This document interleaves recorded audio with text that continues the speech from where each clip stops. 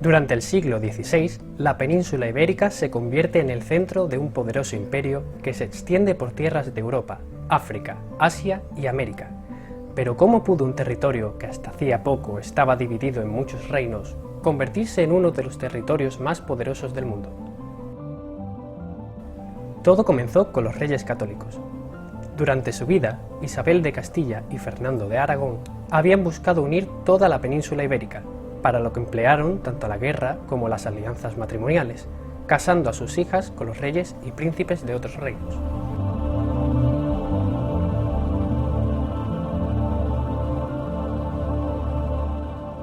Pero aunque los reyes católicos casaron a su hija Isabel con el rey de Portugal, la inesperada muerte de la princesa impidió que el matrimonio tuviera hijos. Contra todo pronóstico, fue la boda de su hija Juana con el hijo del emperador del Sacro Imperio la que les iba a dar en el año 1500 un heredero, Carlos de Habsburgo. El joven Carlos I, que se educó en el norte de Europa y se comunicaba principalmente en francés, iba a convertirse con tan solo 18 años en el rey más poderoso de todo el mundo gracias a su herencia.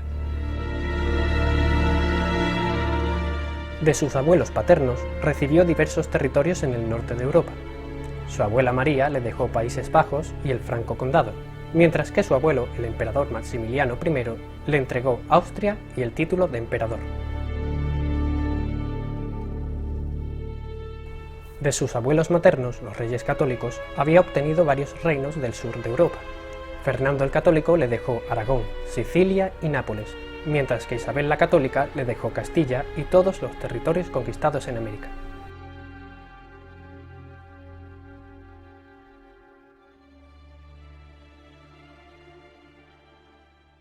Sin embargo, Carlos I se encuentra rápidamente con problemas.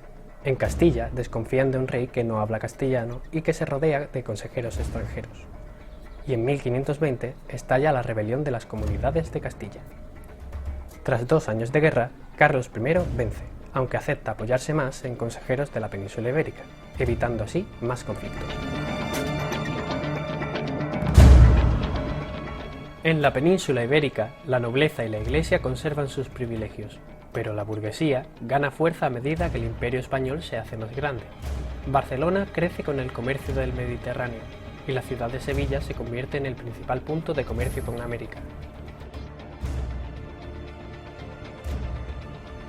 Pero Carlos I no puede dedicar mucho tiempo a preocuparse por el desarrollo económico de la península ibérica, pues en su gran imperio siempre parece haber algún problema, lo que le obligaba a viajar constantemente de un lugar para otro, enfrentándose a las constantes crisis y peligros que aparecen.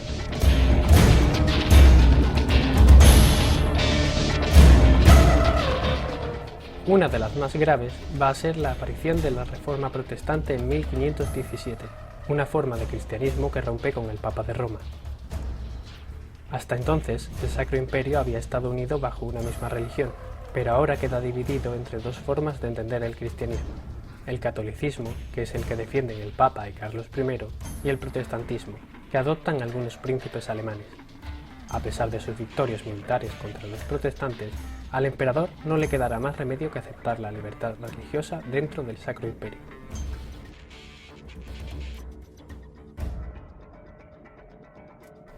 Otra amenaza para el Imperio español es el rey de Francia, Francisco I, quien intenta extender su influencia por Europa. Carlos I logra frenar sus intentos de controlar Italia a lo largo de varias guerras, pero el odio que se tiene en ambos soberanos es tan grande que la paz entre ambos la van a negociar y firmar la tía del emperador y la madre del rey francés.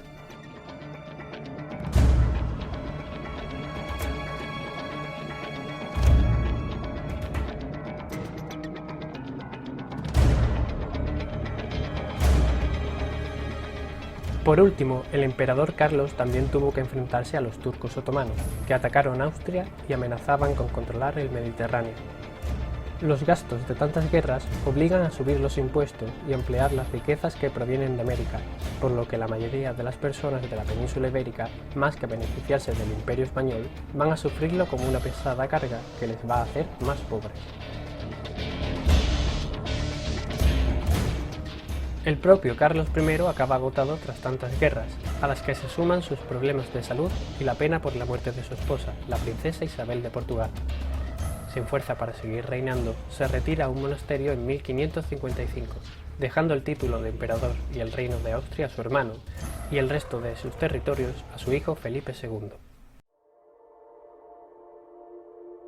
Felipe II se convierte a los 29 años en el rey de una gran cantidad de territorios, a los que se suma la herencia de su madre, Portugal. Sin embargo, cada rincón de sus dominios tiene sus propias leyes, costumbres, moneda e idioma. Por lo tanto, la tarea del nuevo rey no va a ser fácil. A diferencia de su padre, que había pasado toda su vida viajando y luchando en los diferentes campos de batalla, Felipe II se instala en la localidad de San Lorenzo del Escorial, cerca de Madrid, donde manda construir un enorme palacio que llega a ser llamado por su belleza y tamaño la octava maravilla del mundo. Desde allí, el rey dirige los asuntos de su gran imperio, que se extiende a lo largo de los 5 continentes. Pese a sus grandes logros, algunos aspectos ensombrecen el reinado de Felipe II.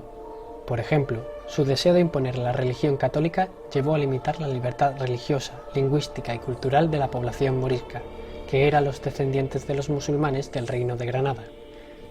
El Tribunal de la Santa Inquisición también ganó mucha fuerza, persiguiendo a aquellos que no practicaban la religión católica, aunque también se usó para perseguir a los enemigos del rey. Finalmente, las constantes guerras obligaron a aumentar los impuestos y contraer deudas que empobrecieron al país. A su muerte en 1598 deja a su hijo, Felipe III, un imperio aún más grande.